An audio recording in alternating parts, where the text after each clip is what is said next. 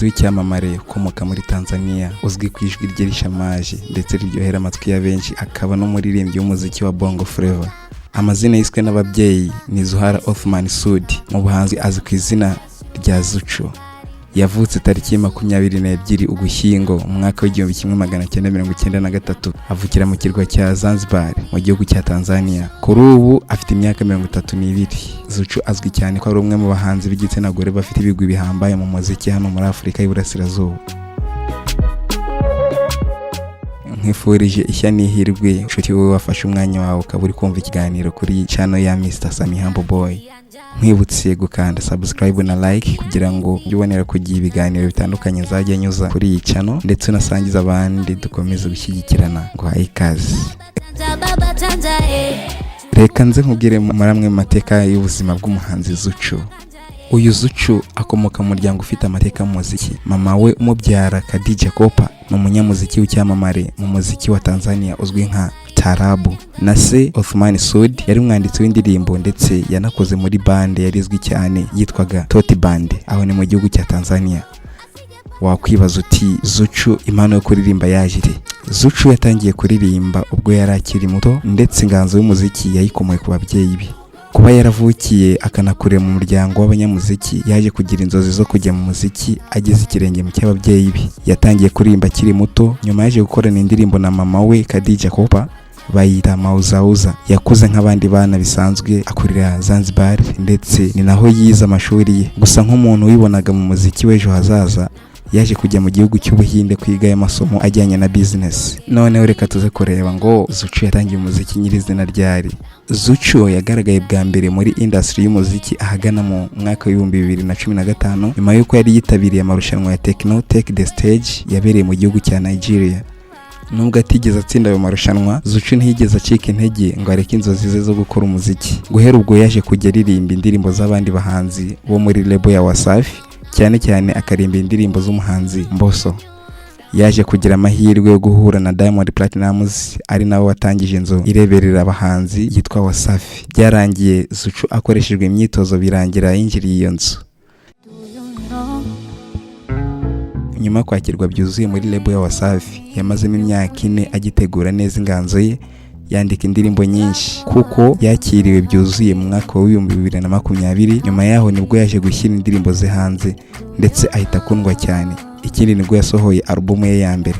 Tukivuga kuri album, reka tuze kureba Zuchu yasohoye album ryari. Mu mwaka wa 2020 nibwo Zuchu yasohoye EP ye ya mbere ayita I Am Zuchu. Iyo EP ye yari iriho indirimbo 7 harimo nk'izitwa Wana, Sukari.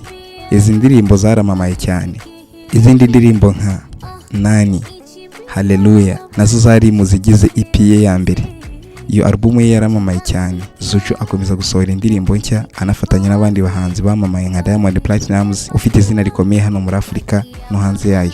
Mu mwaka ushize wa 2024 yaje gusohora indi album ayita Peace and Money, yariho indirimbo nka Till I Die yafatanyije n'umuhanzi Spyro, indirimbo yitwa Lollipop yafatanyije n'umuhanzi Yemi Alade, iyitwa Mwizi, Antena, Makonzi, Lalabi, I Don't Care, Sheri yafatanyije na Lava Lava, Tinini yafatanyije na H-Art Band, Mama, Nimechoka, Wale Wale yafatanyije na Diamond, Hujanizidi yafatanyije na D-Voice n'izindi nyinshi. Zuchu yakoze indirimbo nyinshi zagiye zigira popularite cyangwa se zarakunzwe cyane. Mu ndirimbo ze zamamaye cyane harimo indirimbo nka Sukari, Wana, Cheche yafatanyije na Diamond, Hakuna Kulala na Pambana, n'iyitwa Utaniua.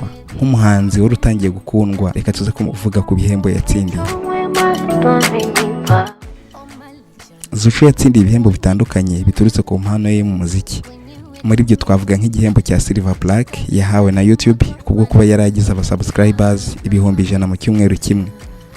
Niwe muhanzi w'igitsina gore wa mbere ukomoka muri East Africa warugejeje abasubscribers 1,000,000 ku rubuga rwa YouTube.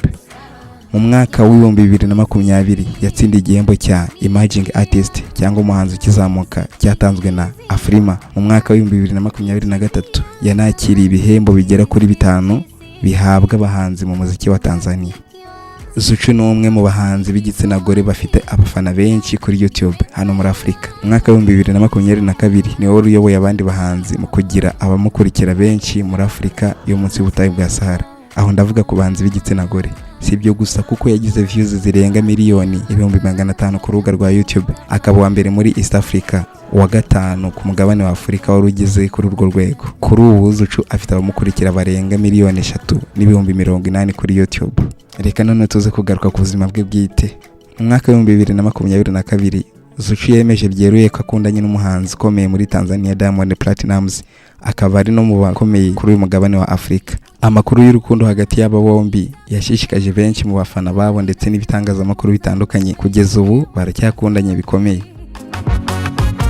Zucu ni urugero rwiza muri industry ya music hano ku mugabane wa Afurika kuko yagaragaje ubuhanga bwihariye ndetse yanazanye impinduka mu muziki ugezweho wa Bongo Flava. Binyuze mu ndirimbo ze, album ndetse n'ibihembo yagiye atsindira, Zucu yabashije kubaka izina ndetse arigeza ku rwego rwo hejuru mu muziki wa Afurika. Naha dusoreje ikiganiro, mbonera kugushimira ku bw'umusanzu wawe wo kubana nanjye. Nkwibutse gukanda subscribe na like kuri channel kugira ngo tujye tubana umunsi ku wundi. Ndi Mr. Sami Humble Boy, ndabakunda.